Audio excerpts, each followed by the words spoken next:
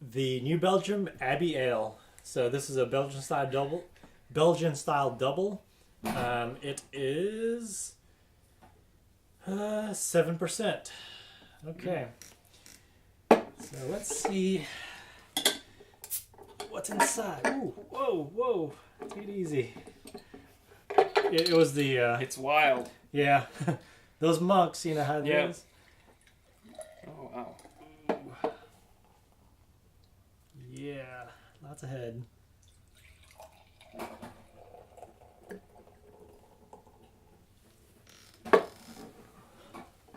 Yeah. Yeah, that head retention just stays there. Yeah. I've heard that's a very important thing in European beers is the head retention. Mm. Whereas in American beers we really like don't them like to kind of go away pretty quickly, Right, so we yeah. can drink the beer. I guess. Yeah, We get in a hurry. I know.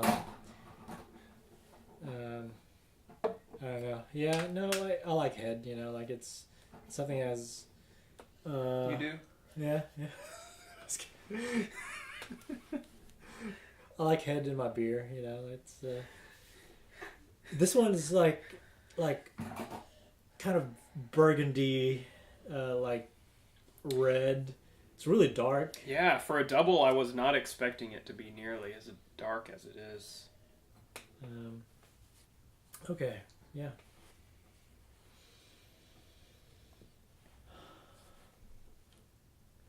What are you smelling?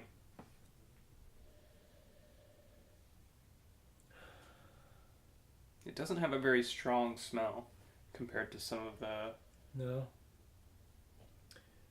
some other beers. I'm smelling like a rich, almost wine-like smell. No, that's not right. It's not wine. There is the earthy that's kind of smell.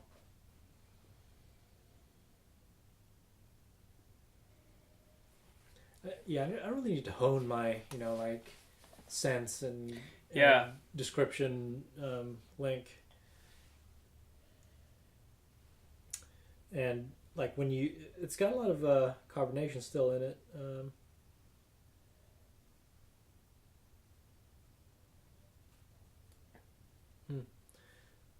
It's very Belgian style to have lots of carbonation. Cheers. Cheers.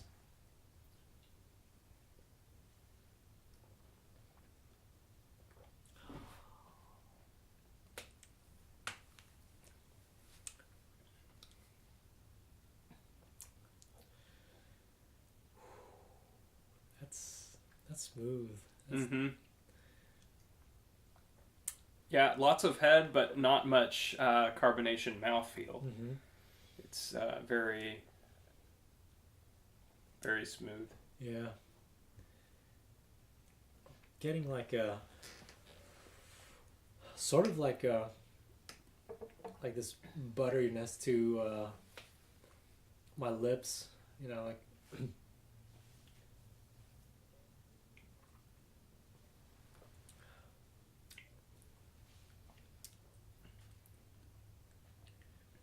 It's like a milkiness to it, a little bit of like resin. Yeah, I don't know. Yeah. I taste a little bit of caramel flavor. I feel like I maybe say that a lot in these like darker or amber colored beers, but it seems like a flavor that I really notice. It has a kind of light hoppiness to it. You can definitely taste the bitterness coming from that. Not a whole lot of carbonation. Like when you taste it, you don't feel the carbonation as much.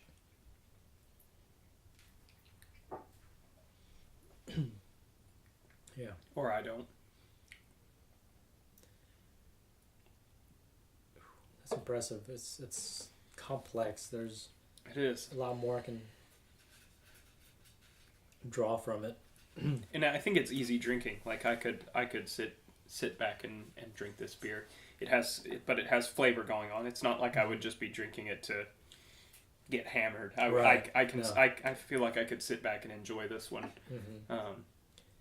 Enjoy the complexity of the flavor, but also it's not so overpowering that I couldn't drink very much of it. Yeah, I would not want to drink this too fast. It's So, you've been to Europe.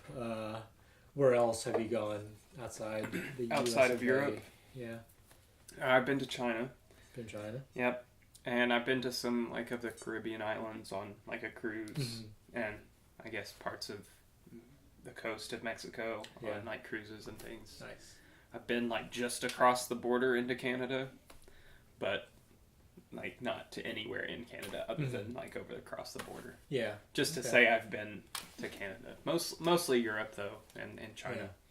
Yeah. I hear that I want to add other countries and continents to my. Yeah. I really like to travel, so. Yeah. Nice. I want to go to Europe, see what it's all about, you know. Yeah.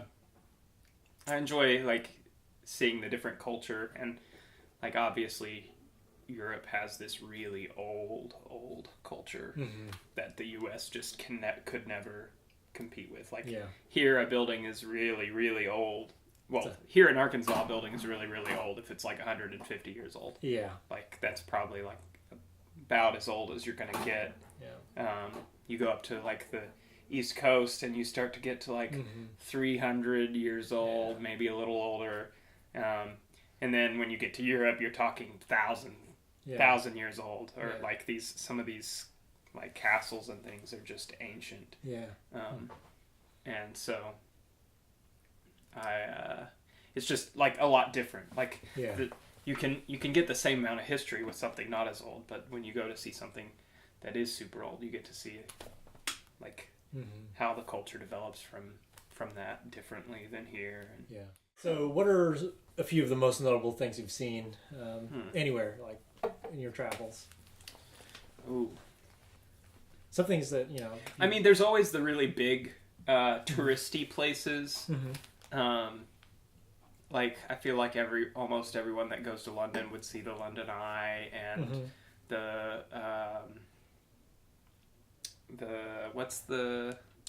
Big Ben? Yeah, Big Ben. What else are some other things you would see in London? Buckingham Palace. Yeah, Buckingham Palace, the changing of the guards there. And, and then the... Scotland Yard.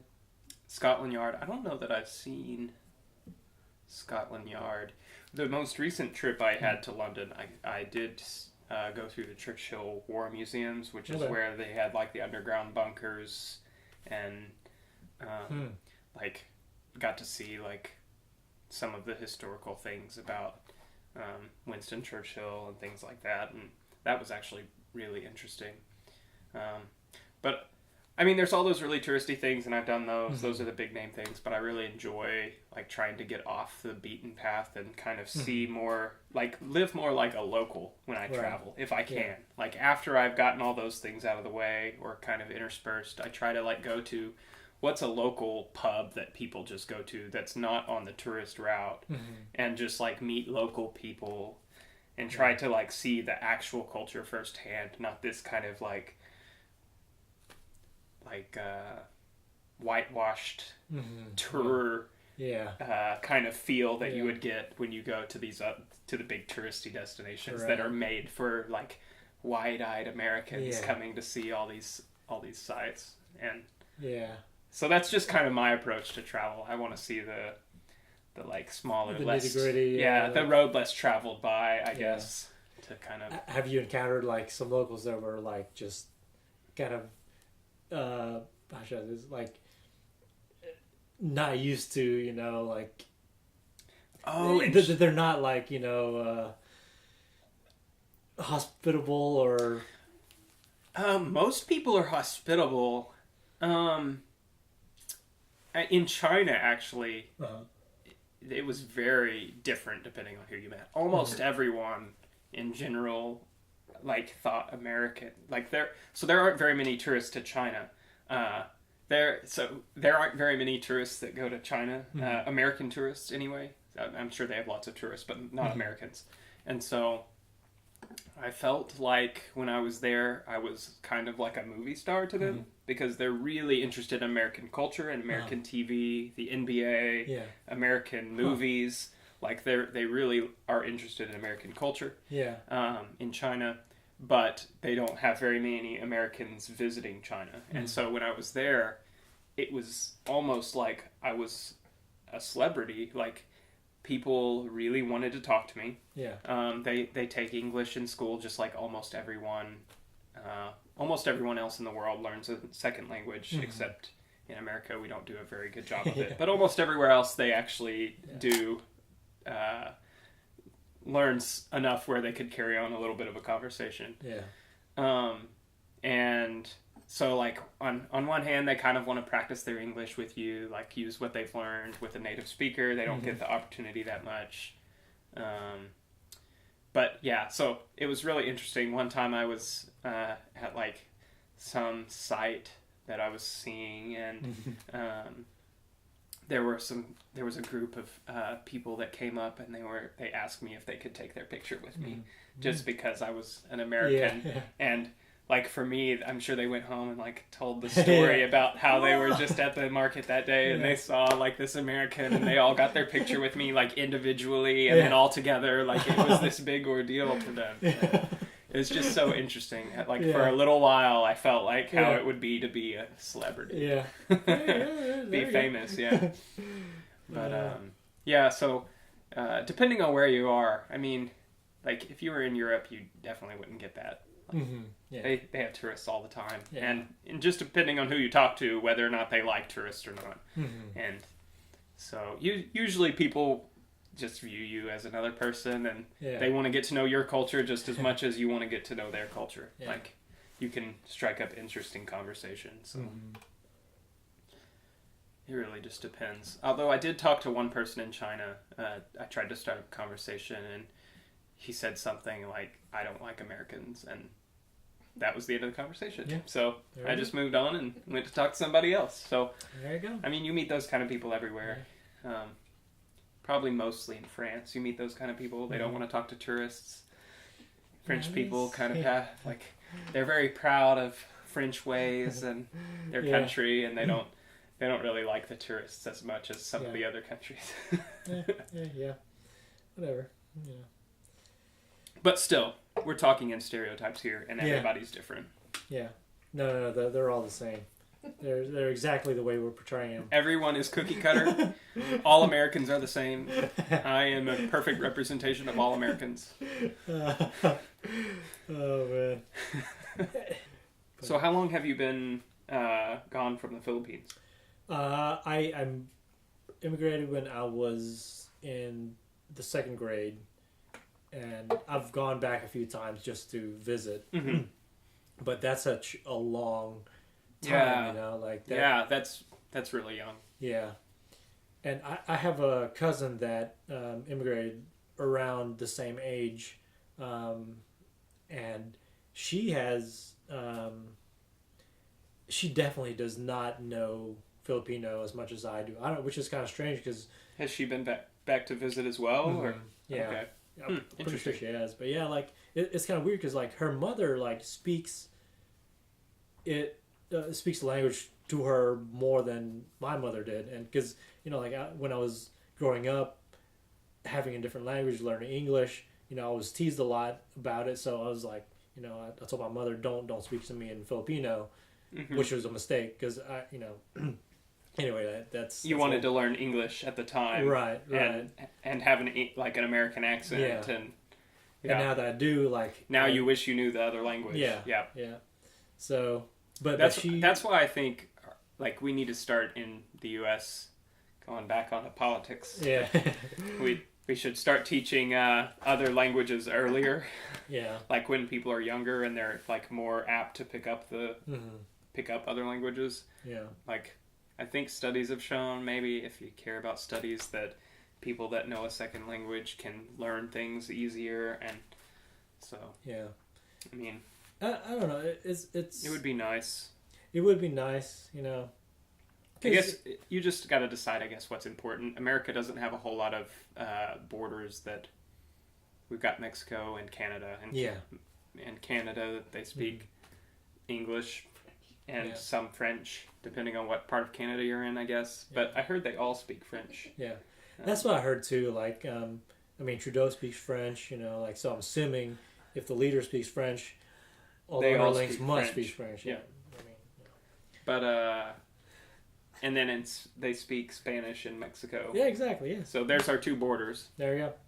Spanish and French, you know. And they're, like, the U.S. is fairly large in area, so there's not much border in comparison. Yeah. Whereas you take another European country that has small area with a large border and may have 4 other languages spoken around it, to them it's more important to learn another language. Yeah. Plus we're speaking English, which is the unofficial multinational language, like the language of business, I guess, is what you would call English. So most people, if they learn a second language, it's English, if they don't already know English. Yeah. So we get off easy because we already know the language that everyone else is learning. Exactly. And we get to be lazy, which other people hate. Yeah. Because they did all this work to learn English. Yeah. That's... What do you think about the Abbey Ale? Back on topic. It's good. It's good. It's kind of like a brown ale. Exactly kind of what I would expect from a brown. Yeah. It's got a nice toffee sweetness to it. Yeah. You know, like that's pretty still complex after you get to the bottom of the drink. It's not just an initial taste. It's like a lingering, you know, prevalent taste throughout. Yeah. Yeah, it is. And it's good. I enjoy this one. Of course, I like ambers and browns. These are right up my alley. Yeah. Right up my abbey. Right. Yeah. So. Yeah, it's a good one. You Belgian. Did it right. I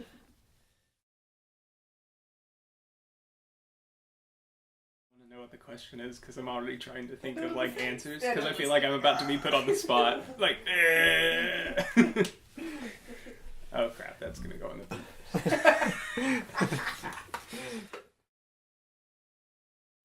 I like New Belgian beers as well. Yeah. Like they have several good ones. Better or worse than Bud Heavy? This one is surprisingly better than Bud Heavy. Surprisingly. Yeah, surprisingly better. Yeah, like most beers.